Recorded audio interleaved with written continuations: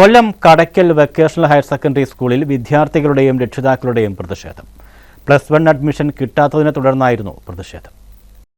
കൊല്ലം Kadakkal vocational government higher secondary സ്കൂളിലാണ് +1 admission കിട്ടാത്തതിനെ തുടർന്ന് പ്രതിഷേധവുമായി വിദ്യാർത്ഥികളും രക്ഷകർത്താക്കളും എത്തിയത്. 100 പേർ ഒപ്പിട്ട നിവേദനം പ്രിൻസിപ്പലിന് കൈമാറി. റിസൾട്ടായിരുന്നു പത്രങ്ങളും അതുപോലെ തന്നെ സമൂഹവും ഒക്കെ അത് വളരെ ഒരു സംഭവമായി കാണുകയും ചെയ്തു. കാരണം സർക്കാർ സ്കൂളാണ്, വളരെ പാവപ്പെട്ട കുട്ടികൾ പഠിക്കുന്ന സ്കൂളാണ്. എന്നാൽ അതെല്ലാം അവിടെ അങ്ങ് അവസാനിച്ചു. മറ്റെന്ത് നടന്നു, ബാക്കി കുട്ടികളെല്ലാം അഡ്മിഷൻ കിട്ടിയോ, ഇവിടെ പഠിച്ച കുട്ടികളൊക്കെ എവിടെയാണ് പഠിക്കുന്നത്, പിന്നെ എന്ത് സംഭവിച്ചു എന്നൊന്നും അറിയാൻ കഴിയുന്നില്ല. ഇപ്പൊ ഈ നിവേദനവുമായി ഇത്രയും രക്ഷകർത്താക്കളും കുട്ടികളും താങ്കളുടെ മുന്നിലെത്തുമ്പോൾ മാത്രമാണ് ഞങ്ങൾ ഉൾപ്പെടെ ഈ സംഭവം അറിയുന്നത്. എന്താണ് ഇവിടെ യഥാർത്ഥത്തിൽ സംഭവിച്ചുകൊണ്ടിരിക്കുന്നത്? നമ്മുടെ ഈ സ്കൂളില് 8 മുതൽ 10 വരെയുള്ള ക്ലാസ്സുകളിൽ 45 ഡിവിഷനില് 1800-ലധികം കുട്ടികൾ പഠിക്കുന്നുണ്ട്.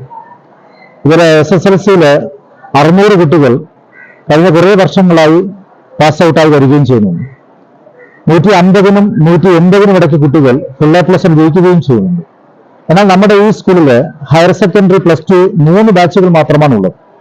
അതിൽ ഒരു ബയോളജി സയൻസ്, ഒരു ഹ്യൂമാനിറ്റീസ്, ഒരു കൊമേഴ്സ്, ഈ 3 ബാച്ചുകളിലുമായിട്ട് 150 കുട്ടികൾക്കാണ് പ്രവേശനമുള്ളത്. മാർജിനൽ ഇൻക്രീസ് കൂടി വരുത്തുമ്പോൾ 180 കുട്ടികൾക്ക് മാത്രമേ പ്രവേശനം ലഭിക്കുന്നുള്ളൂ. അതിന്റെ ഫലമായിട്ട് നമ്മുടെ ഈ സ്കൂളിൽ തന്നെ പഠിച്ച് ഫുൾ A+ എടുത്ത എല്ലാ കുട്ടികൾക്കും പോലും ഈ സ്കൂളിൽ പഠിക്കുവാനുള്ള അവസരം ലഭിക്കുന്നില്ല എന്നുള്ളതാണ് കുട്ടികളുടെ നിരാശയ്ക്ക് ഏറ്റവും വലിയ കാരണമായിട്ടുള്ളത്. അപ്പോൾ അവർ പഠിച്ച ഈ സ്കൂളിൽ തന്നെ തുടർന്നും പഠിക്കുവാനായിട്ട് ഞങ്ങൾ ഇതിൽ കൂടുതൽ എന്ത് റിസൾട്ടാണ് മാഷെ വാങ്ങേണ്ടത് എന്ന് പറഞ്ഞുകൊണ്ട് കുട്ടികളും അവിടെ രക്ഷകർത്താക്കളും ദിനംപ്രതി വന്ന് നമ്മുടെ മുമ്പിൽ അവരുടെ വിഷമവും സങ്കടവും തുടർച്ചയായി പറഞ്ഞുകൊണ്ടിരിക്കുന്ന സാഹചര്യമാണ് നമ്മുടെ സ്കൂളിലുള്ളത്. ഇതിന് പരിഹാരമായിട്ട് നമ്മുടെ സ്കൂളിൽ കുറഞ്ഞത് 2 ബയോളജി സയൻസ് ബാച്ചെങ്കിലും അനിവാര്യമാണ് എന്ന ചിന്തയാണ് ഞങ്ങൾക്കും അതുപോലെ PTA-ക്കും ഉള്ളത്. കടയ്ക്കൽ സ്കൂൾ നൂറ്റാണ്ടുകൾ പഴക്കമുള്ള ഗവൺമെന്റ് സ്കൂളാണ്.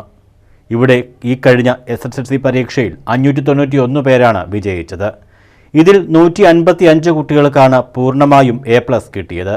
ഇവിടെ പഠിച്ച് ഉന്നത വിജയം കരസ്ഥമാക്കിയ കുട്ടികൾക്ക് തുടർ പഠനം നടത്താൻ ഈ സ്കൂളിൽ അവസരമില്ല.